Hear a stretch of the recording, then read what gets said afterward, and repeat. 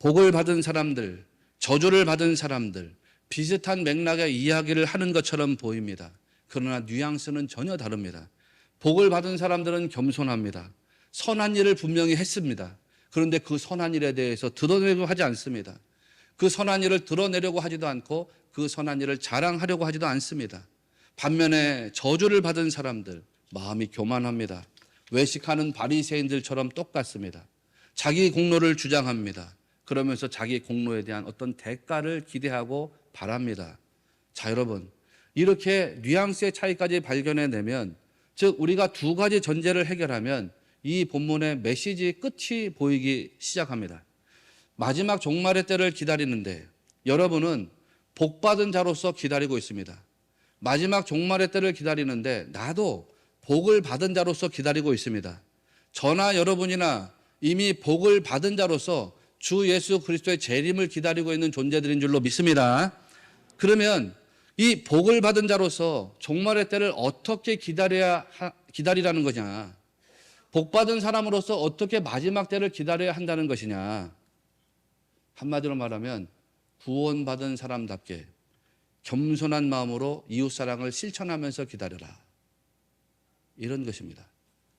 자기의 의로움에 대해서는 주장하지 마라. 자기의 의로움에 대해서는 스스로 무익한 종으로서 여겨라.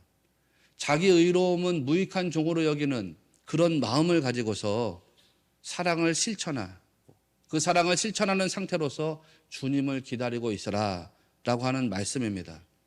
우리가 이 대목에서 그러면 이런 걸 한번 생각해 볼 필요가 있습니다. 저주받은 자들아, 이렇게 선포가 나간 사람들, 이 사람들이 이제 자기의 의로움을 주장했다고 했지 않습니까? 주님께 굉장히 거칠게 항의했단 말이에요. 이 사람들이 주님께 거칠게 항의한 이유가 있다고 그랬죠. 그 이유가 뭐냐? 그 이유는 주님이 말씀하신 것처럼 지극히 작은 자들에게 아무것도 하지 않은 사람들이 아니기 때문입니다. 예수님은 너희들은 지극히 작은 자들에게 아무것도 하지 않았어라고 말했지만 이 사람들의 속생각은 뭐냐면 아니요 주님, 우리는 지극히 작은 자들에게 아무것도 하지 않은 자들이 아닙니다. 우리는 지극히 작은 자들에게 분명히 무언가를 했습니다. 그런 마음이 있단 말이에요. 그런 삶이 있습니다. 그렇기 때문에 주님께 대해서 거칠게 항의합니다. 자기들에 대해서 예수님이 그냥 너무나도 자기들의 인생을 한꺼번에 심판받을 인생이라고 정죄해버리니까 거기에 대해서 이 사람들은 화가 났습니다. 이 저주받은 사람이라고 선포받은 사람들도 사랑을 실천했습니다. 나름대로 자기를 소명할 만한 이유가 있었습니다. 예수님께 항의할 만한 이유가 있었습니다. 그 이유란 다른 게 아닙니다. 우리도 나름대로 이웃사랑을 실천했습니다. 라는 겁니다. 예수님, 우리도 나름대로 이웃사랑을 실천했습니다. 우리도 나름대로 가난한 자를 도왔습니다. 헐벗고 굶주린 자를 도왔습니다. 목마른 자를 도왔습니다. 병든 자를 도왔습니다. 감옥에 갇힌 자들 도왔습니다. 그런데요, 주님은 그들의 행위를 인정해 주지 않습니다. 왜 주님은 그들의 선한 행위를 인정해 주지 않았을까? 왜 그들의 선행을 인정해 주지 않았을까요? 그 이유는 그들의 선행이 하나님의 목적과 뜻에서 벗어난 선행이기 때문입니다. 그 사람들의 사랑의 실천이라는 게 하나님의 목적과 하나님의 목적과 뜻에서 벗어난 사랑의 실천이기 때문입니다. 디모데전서 2장 4절 말씀을 보면 하나님은 모든 사람이 구원을 받으며 진리를 아는 데 이르기를 원하시느라 이렇게 말씀이 나가죠. 하나님의 소원이 여기 나와요. 하나님의 소원이 뭐냐? 모든 사람이 구원받고 진리를 아는 것이 하나님의 소원이래요. 이게 하나님의 소원이고 또 하나님의 뜻이기도 합니다. 그러면 여러분 한번 잘 생각해 보십시오. 복을 받은 자들이 칭찬받았잖아요. 이 사람들이 칭찬받은 이유가 단순히 사랑을 실천했기 때문이겠습니까? 사랑을 실천했기 때문일까요? 아닙니다. 그렇지 않습니다. 세상 사람들도요, 오늘 말씀에 기록된 사랑을 얼마든지 실천합니다. 아니, 그보다 훨씬 더 실천하는 사람들도 있습니다. 무신론자도 오늘 말씀에 기록된 그런 사랑을 실천합니다. 불교도들도 이런 정도의 사랑을 실천합니다. 이단들도 이 정도의 사랑을 실천합니다. 아마 이보다 훨씬 더한 사랑을 실천할 수도 있습니다. 난 우리 교회가 사랑으로 정말 충만해져야 된다라고 말하는 분들의 이야기를 들으면 아멘, 그렇습니다. 우리 교회는 사랑으로 정말 충만해져야 됩니다. 그런데 여러분, 이단들은 정말 사랑으로 똘똘 뭉쳐 있습니다. 혹시 죄송한 말씀인데 신천지나 이런 데 갔다가 다시 돌아온 성도의 간증을 들어본 적이 있는지 모르겠어요. 나는 그런 분들의 이야기를 들어본 적이 있습니다. 부목사로 섬길 때 그렇게 이단에 갔다가 다시 돌아온 분들에 대한 이야기를 들은 적이 있습니다. 그분들의 이야기 속에 공통된 게 있어요. 내가 그 이단에서 나와야 된다는 것을 알고 있습니다. 거기에서 빠져나와야 된다는 걸 알고 있습니다. 그런데 내가 거기서 빠져나오지를 못하겠습니다. 그 이유는 뭔가? 그 이유가 뭐예요? 내가 그 사람들에게 받은 사랑이 너무 크기 때문입니다. 사랑이 너무 커요. 얼마나 도대체 지독한 사랑들을 나누기에 거기서 빠져나오지 못합니까, 여러분? 우리가 그거 이상으로 사랑의 돈독한 공동체가 되기를 바랍니다. 그런데요, 세상 사람들이 오늘 말씀에 기록된 정도의 사랑을 실천합니다. 무신론자도 불교도들도 이단들도 그런 사랑을 실천합니다. 그런데 그들이 실천하는 사랑은 양무리로 구분된 사람들이 실천하는 거하고 그 사랑의 목적지가 다릅니다. 구원받은 사람이 실천하는 사랑이란 단순한 사랑이 아닙니다. 예를 들면 줄인 자에게 먹을 것을 주고 목마른 자를 마시게 하고 나그네를 영접하고 헐벗은 자에게 옷을 입히고 병든 자를 돌보고 옥에 갇힌 사람들을 위문하는 것, 그런 표면적이고 평면적인 사랑, 거기에 머물러 있는 사랑이 아닙니다. 그런 단순한 사랑이 아닙니다. 그 사랑의 실천에는 분명한 목적지가 있습니다. 그 목적지란 무엇인가요? 여러분이 이웃에게 작은 사랑의 실천을 하든지 아니면 큰 사랑의 실천을 하든지 그 사랑에는 목적지가 있다는 거예요. 목적지. 그 사랑의 목적지란 함께 영생으로 들어가는 것입니다. 여러분이 함께 영생으로 들어가기 위해서 사랑을 나누는 겁니다. 그게 이 사람들이 칭찬받은 이유입니다. 세상에서 아무리 많은 기부를 하고 아무리 많은 봉사를 하고 아무리 희생적인 사랑을 했어도 함께 영생으로 들어가는 사랑의 실천이 아니다라고 하면 그거는 칭찬받을 수 없다는 것이 주님의 말씀입니다. 저주받은 사람들, 이 저주받은 자들아 라고 선포받았던 사람들, 심판받은 사람들도요, 사랑을 실천했습니다. 그러나 그 사랑의 실천은 함께 영생으로 들어가는 사랑의 실천이 아닌 겁니다. 그 사랑의 실천은 아마 여러분이 하는 것보다 훨씬 더 큰 사랑일지도 모릅니다.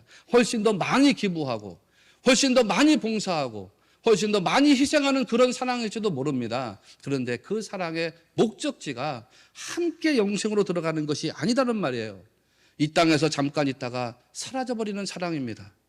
사랑의 목적, 그 희생의 목적이 영생으로 함께 들어가는 것이 아닙니다. 그러니까 주님께 칭찬받지를 못합니다. 사랑하시는 여러분, 여러분이 나누는 어떤 사랑이든지 희생이든지 그 사랑의 목적이, 희생의 목적이 결국에는 함께 영생으로 들어가는 목적이 되어야 한다는 사실을 꼭 믿으시기를 바랍니다. 그게 오늘 메시지의 최종적인 결론입니다. 여러분이 막 자식을 사랑하고 이웃을 사랑하고 세상 사람들을 사랑해야 된다고 말합니다. 그리고 실제로 그 말대로 사랑하기도 합니다. 사랑을 실천합니다. 그런데 그 목적지가 분명해야 된다는 것입니다. 그 사랑의 메시지나 사랑의 실천이 함께 영생으로 들어가야 되는 거예요.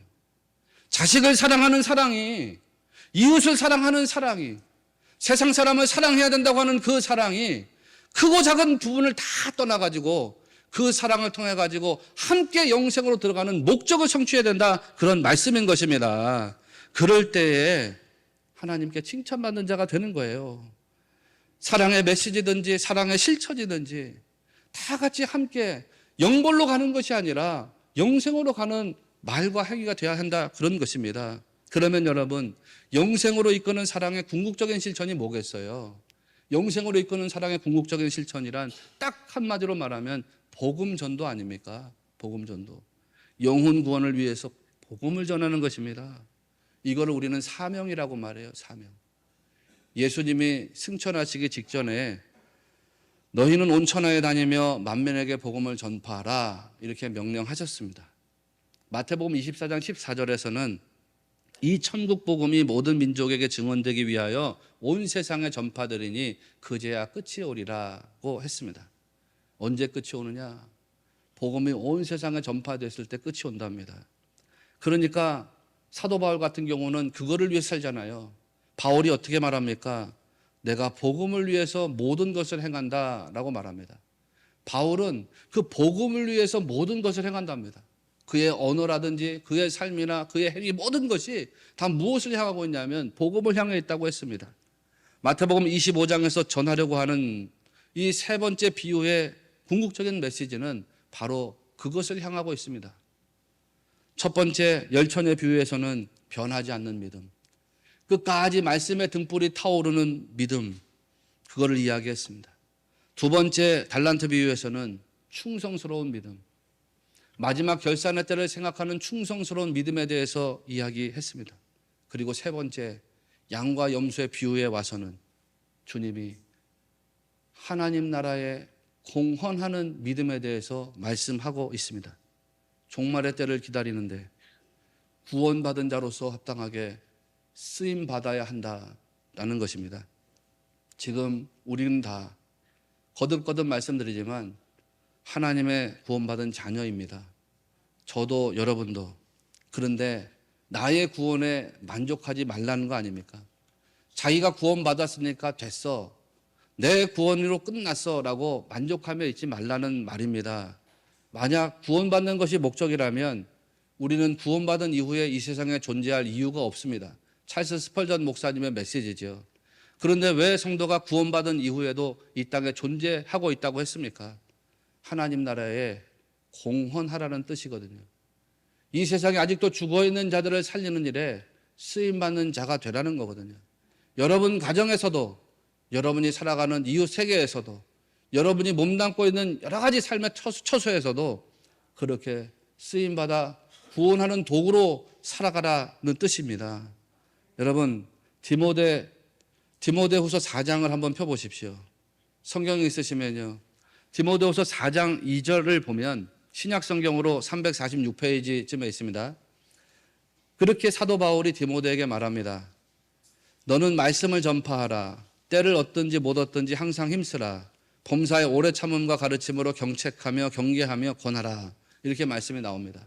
이 디모데후서 4장 2절이에요. 왜 펴라고 했냐면 이 말씀을 하나씩 하나씩 설명할 필요가 있기 때문입니다. 저도 지금 여러분에게 바울과 같이 도전하고 있습니다. 여러분도 말씀을 전파하는 자가 되십시오. 말씀 전하는 자가 되십시오. 헬라어로는 캐릭손이라고 했어요. 캐릭손이라고 하는 말은 말씀을 선포하라 이런 뜻입니다. 하나님 말씀을 사람들 앞에서 담대하게 선포하라는 겁니다. 그 다음에 나오는 말씀 보니까 때를 얻든지 못 얻든지 항상 힘쓰라 그랬습니다. 여러분도 때를 얻든지 못 얻든지 항상 힘쓰는 성도가 되십시오. 항상 힘쓰라 그랬습니다. 에피스테디라고 하는 말은 본래 무슨 뜻이냐면 같이 서 있다는 뜻입니다. 가까이 있다 이런 뜻입니다. 때를 얻든지 못 얻든지, 즉 좋은 때이든지 나쁜 때이든지, 즉 기회가 좋을 때든지 기회가 나쁠 때든지 어떻게 하라는 것입니까? 에피스테디, 말씀과 가까이 있으라는 겁니다. 말씀과 같이 서 있으라는 겁니다. 말씀에서 떠나지 말라는 겁니다. 여러분 세상을 살아가면서요, 말씀과 가까이 있기에 참 좋은 기회들이 있습니다. 예를 들면 지금 이렇게 예배하는 자리에 앉아 있는 것은 말씀과 가까이 하기에 좋은 기회지요. 성경 말씀을 묵상하는 시간도 말씀과 가까이 하기에 좋은 때입니다. 여러분이 기도하는 시간도 마찬가지입니다. 성경을 공부하고 가르치는 시간도 마찬가지입니다. 그렇게 좋은 때에 항상 말씀과 같이 있으라는 겁니다. 말씀 떠나지 말고 말씀과 가까이 있으라 그런 뜻입니다. 그런데 살다 보면 나쁜 때도 있습니다. 평화롭지 못할 때가 있습니다. 고독할 때가 있습니다. 고통스러울 때가 있습니다. 아플 때가 있습니다. 실패하고 낙담될 때가 있습니다. 환난과 박해당할 때가 있습니다. 그렇게 말씀과 가까이 하기에 정말 좋지 않은 때가 있습니다. 그런 때라도 말씀을 떠나지 말라는 거예요. 그럴 때라도 항상 말씀과 가까이 있는 자, 말씀과 같이 서 있는 자가 되라 그런 말씀입니다. 좋은 때이든지 나쁜 때이든지 말씀 떠나지 마십시오. 말씀과 가까이 있으면서 살아가는 성도 되십시오. 그래서 어떻게 하라는 거예요? 말씀을 이루어 가라는 거예요. 말씀을 이루어 가라. 말씀을 이루어가 가지고서 이 세상에다가 하나님 말씀 심는 자들이 되라, 그런 말씀 아닙니까? 그 다음에 보니까 바울이 또 오래 참음과 가르침으로 경책하라 이렇게 나가요. 헬라어로는 엘랭크손이라 그랬는데 증거를 대라 이런 뜻이에요. 책망해라, 질책해라 이런 뜻입니다. 잘못된 교리를 말하는 사람들이 있습니다. 그런 잘못된 교리를 말하는 사람들에게 명백한 증거, 우리에게 명백한 증거는 하나님의 말씀이니까 이 하나님의 말씀을 가지고서 그를 책망하라는 거예요. 책망해가지고 어떻게 하라는 거예요? 바르게 세워주라는 뜻이죠. 또 한편으로 보면 교회에는 죄를 뿌리는 사람들이 있어요. 죄 날리는 사람들이 있다 하지 않았습니까? 부정적인 말과 부정적인 행동을 가지고서 공동체 비전을 훼손하는 사람이 있습니다. 부정적인 말도 말해가지고서 사람의 마음을 낙담하게 하고 교회의 비전을 해방하는 사람들이 있습니다.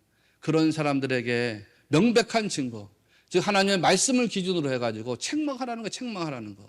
그래서 부정적인 마음을 가지고 하나님 나라의 공동체를 훼손하는 사람이 아니라 적극적인 신앙을 가지고서 하나님 나라의 공동체에 공헌하는 자가 되게 하라, 그런 말씀으로 오늘 이 사도 바울이 경책하라는 이야기를 합니다. 그런데 이게 한 번에 끝나지가 않아요. 자식들이 부모가 한 번 딱 말했을 때 바른 길로 돌아오면 얼마나 좋겠어요. 그런데 이게 한 번에 돌아오지 않잖아요. 그래서 바울이 뭐라고 말합니까? 오래 참음과 가르침으로 경책하라. 엘랭크손 하는데 오래 참아야 된대. 끊임없이 가르쳐야 된대. 명백한 증거니 말씀을 가지고 오랫도록 참으면서 말씀을 가르치래요. 말씀을 기준으로 제시하래요. 그래서 뭔가 잘못된 교리를 말하고 교회에 죄를 뿌리는 사람이 있으면 그런 사람들을 다시 바르게 세워주는 그런 역할들을 하라는 거예요. 그 다음에 경계하며 권하라 그랬어요. 경계하라는 말은 죄를 책망하라는 뜻입니다. 아주 단호하게 책망하라는 뜻입니다. 채찍을 들어서라도 죄를 책망하라는 뜻입니다. 죄가 드러났을 때 그 죄를 책망해가지고 죄를 끊어내야 된다는 것입니다. 그 다음에 권하라는 말은 위로하라는 뜻입니다. 헬라어로 파라칼레손. 우리가 이제 성령을 말할 때 파라클레이토스라고 말하잖아요. 보혜사 성령님, 우리의 위로자가 되시는 분. 그 파라클레이토스, 거기에 나오는 어근하고 같은 말이 나오거든요. 파라클레손. 파라칼레손이 나왔는데 이 말은 본래 위로한다는 뜻입니다. 용기를 북돋아준다 이런 뜻입니다. 사람들이 위로가 필요할 때 위로를 주고 용기가 필요할 때 용기를 주라는 거죠. 자, 이런 모든 행위를 통해 가지고 결국 뭐 하라는 거냐면 하나님 말씀 이루어지게 하라는 것입니다. 하나님 말씀 이루어지게 해서 뭐 하라는 겁니까? 하나님 말씀을 우리가 다 이루는 자가 돼가지고 하나님 말씀 세상에 심어나가면서 이 세상에 죽어있는 자들 구원하는 일에 쓰임받는 자들이 되라, 그런 말씀인 것입니다. 여러분 그렇게 하십시오. 말씀을 선포하고 말씀의 자리에 항상 머물러 살아가는 성도가 꼭 되십시오. 그래서 말씀을 이루고 말씀을 심고 죽어있는 자를 살리는 복된 성도로서 살아가는 여러분이 다 되시기를 주의 이름으로 축원합니다. 자, 오늘 말씀의 제목을 한번 생각해 보시자고요. 기회 안의 문제가 아니라 문제 안의 기회를 보라 그랬습니다. 세상에는 기회 안에 있는 문제만 바라보는 사람들이 있습니다. 기회가 있는데 그 기회 안에 있는 것을 바라보지 못하고 기회 속에 있는 문제만 보는 거예요. 자, 보시면 세상에서 정말 잘 살아가는 사람들은 기회 안에 있는 문제를 보지 않고 거꾸로 문제 안에 있는 기회들을 봅니다. 정말 세상에 성공했다고 하는 CEO들을 보면 여러 가지 무슨 경제적 상황이 어렵습니다. 환경이 어렵습니다. 조건이 까다로웠습니다. 위기가 있었습니다. 근데 그 위기 속에서 뭘 보냐면 기회를 찾아낸 사람들이잖아요. 그래 사업에 성공하고 뭐에 성공하고 뭐에 성공하고 그런 거 아닙니까? 신앙생활도 다 마찬가지입니다. 똑같습니다. 영적인 원리도요. 뭐가 교회가 뭘 하려고 그러면은 그 안에서 찬스죠. 문제만 보는 사람들이 있고요. 어려움이 있지만 어려움 속에서 기회를 찾아내는 사람들이 있습니다. 세상에 보면요. 그런 분들이 있어요. 어떤 사람은 구원의 복음을 보지 못하고 교회의 문제만 바라보는 사람이 있습니다. 그래서 자기는 교회를 다니지 못하겠다고 말하는 분이 있어요. 저 지난주에도 수요일 날 복음을 전하는데 전도 현장에서 그런 분과 만났어요. 너무 속상했어요. 이분이 딱 하는 말이, 나는 처음에는 좋은 말 하더라고요. 목사님이 직접 나와서 복음을 전합니까? 전도합니까? 참 보기 좋습니다. 그런데 나는 교회 환멸을 느끼는 사람입니다. 환멸.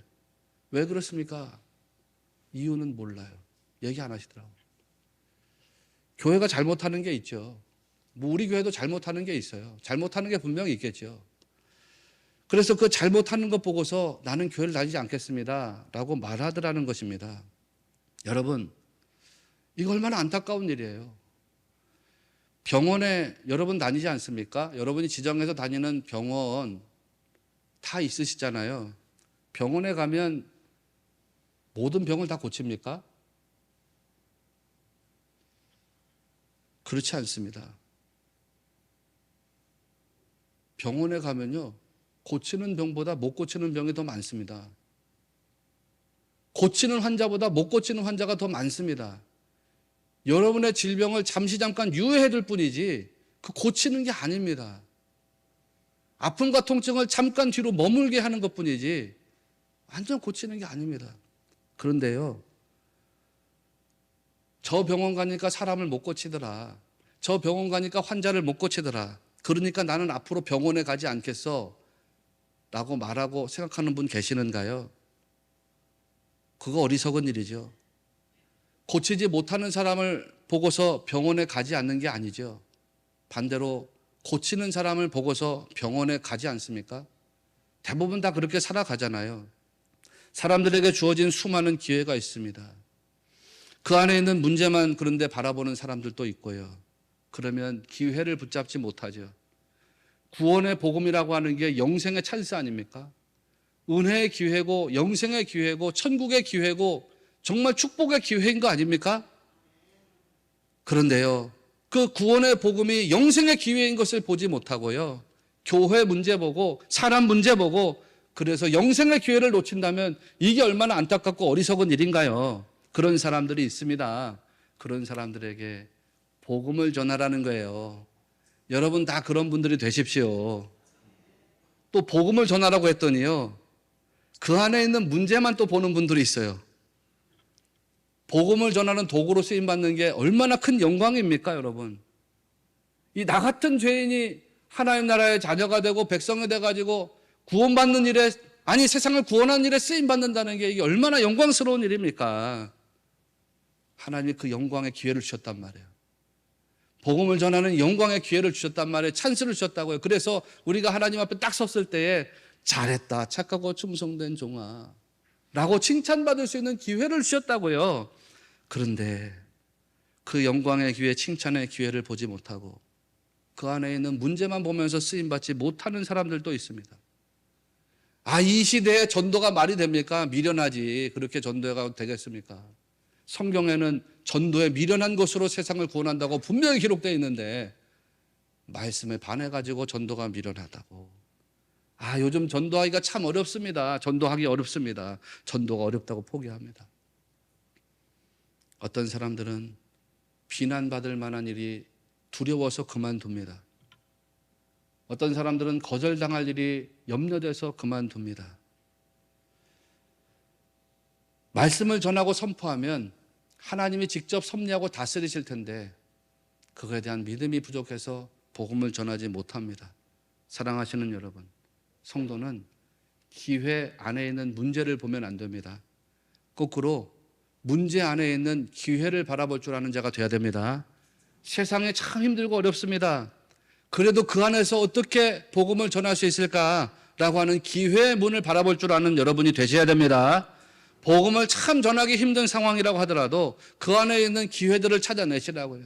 우리 자식들에게 복음 전하기 어렵습니다. 가족에게 전하기 어렵습니다. 이웃에게 전하기 어렵습니다. 그 속에서도 어떻게 하나님께서 내게 지혜를 주셔가지고 그들을 영생으로 함께 끌고 들어갈 수 있을까를 보게 하시는 영적인 안목들이 있어지게 되시기를 바랍니다. 그래서 복음 전하고 말씀 선포하는 자가 돼야 되는 거예요. 주님이 말씀하셨죠. 자기 목숨을 얻는 자는 잃을 것이요 나를 위하여 자기 목숨을 잃는 자는 얻으리라. 자기를 추구하는 자들은 다 잃어버릴 거야. 그러나 반면에 나를 위해서 자기를 버리는 자들은 다 얻을 거야. 나는 이게 우리 삶에서 반드시 이루어질 약속이라고 믿습니다.